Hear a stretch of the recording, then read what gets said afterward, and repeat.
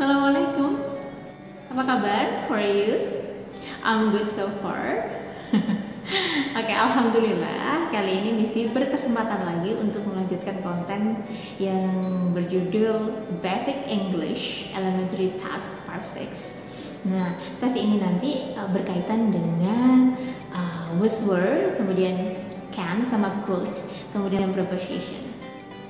Preposition ini kayaknya nggak terlalu jauh ya, cuma sekitar in sama juga dengan at, seperti itu. Langsung aja kita mulai ya. Nah, di elementary task basic English ini nanti teman-teman akan bertemu dengan to be, was, dan juga were. Seperti yang teman-teman sudah ketahui sebelumnya, bahwasanya kalimat bahasa Inggris itu wajib hukumnya ada predikatnya, ya.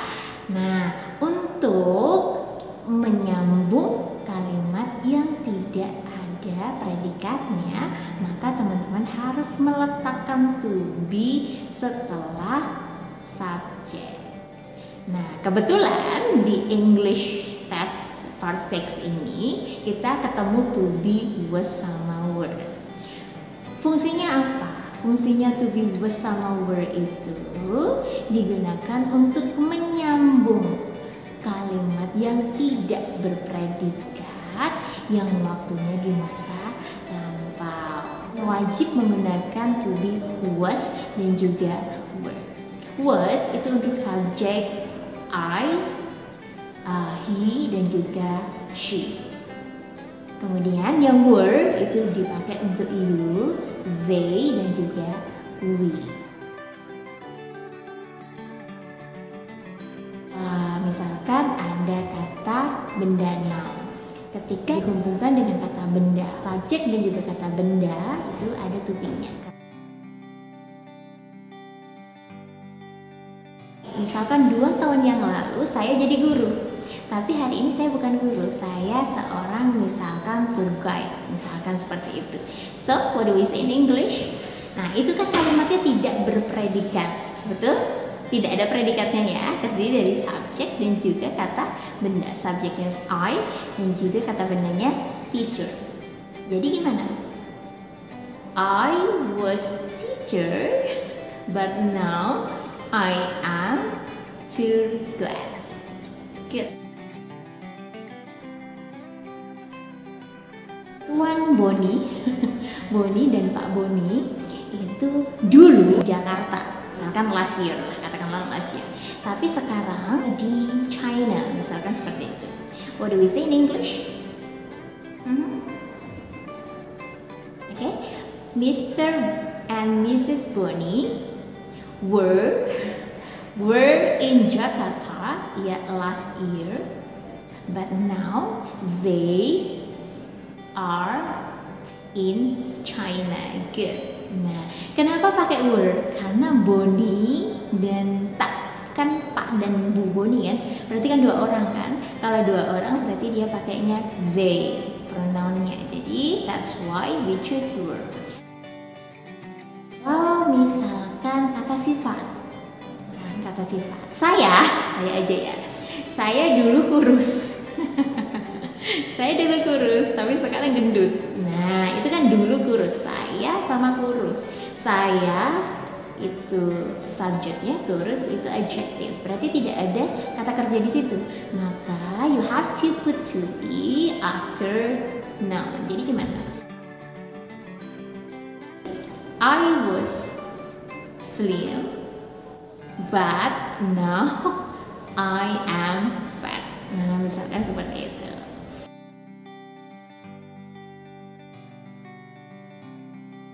Kalimat pasif. Nah, kalimat pasif. Kalau kita mau bilang saya dilahirkan, berarti I was born. Kenapa? Kenapa pakai pasif, kalimat pasif? Karena si objeknya yang jadi sasarannya dikenai pekerjaan. I-nya itu dilahirkan. Biasanya diawali awalan di. Saya dilahirkan tahun 1990 berapa ya? Jangan saya deh. Sama juga dengan saya menikah. Saya wanita menikah. I'm not single. Jadi gampangnya begitu. Kalau mau ngomong I marry itu salah. Artinya saya menikahi. Saya menikahi. Ya kan? Kalau saya telah menikah sebenarnya bukan I marry, itu salah. Jadi yang betul saya dinikahi. Saya dinikahi siapa? Gitu. Jadi gimana? Saya dinikahi berarti kalimat pasif itu intinya kalau kita belajar kalimat pasif itu ada to be, kemudian verbnya itu verb 3. Nah, saya dinikahi berarti I am married. I am married, saya dinikahi. Tuh, misalkan saya menikah 2015. I was married in 2005 gitu. Misalkan saya dinikahi di tahun, saya telah menikah, saya dinikahi seseorang di tahun 2015 gitu. Nah, selanjutnya nanti teman-teman akan bertemu dengan can dan juga could. Can sama could itu sebenarnya gampang banget, simple. Can itu adalah sebuah ability, kemampuan. Kalau can berarti kemampuan di waktu sekarang, kalau could itu berarti kemampuan di waktu lampau. Verbnya tidak berubah, verbnya tetap verb 1. Misalkan saya dulu nggak bisa naik mobil misalkan. Jadi gimana? I couldn't ride a car. Gitu. Saya dulu artinya berarti saya dulu tidak bisa menyetir, tapi sekarang bisa menyetir. Misalkan lagi kalau misalkan mau ngomong saya dulu bisa menyanyi tapi sekarang tidak. Jadi gimana? I could sing but now I can't. Aku tidak bisa atau I cannot boleh. Selanjutnya tentang in sama at. In itu selalu yang lebih luas, at itu selalu yang lebih khusus. Biasanya in itu juga berkaitan dengan tahun. Jadi kalau bahasa Inggris itu sebenarnya teman-teman cukup mempraktekkan aja setiap hari sebenarnya. Tanpa dipraktekkan itu tidak akan berhasil. Yang penting kita mau berlatih grammar itu nanti kita ngikutin. Tapi juga grammar itu sebenarnya penting juga. Cuman yang paling penting itu adalah how you practice it. Gitu.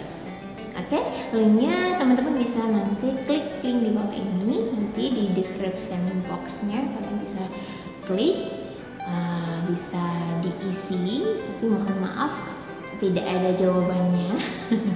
Nanti kalau teman-teman mau jawabannya dan belajar lebih lanjut mengenai English Basic Task, teman-teman bisa kontak WA saya di box atau direct message DM di Instagram. Oke, terima kasih sudah menonton. Mudah-mudahan bermanfaat dan mudah dipahami. See you next time dan wassalamualaikum.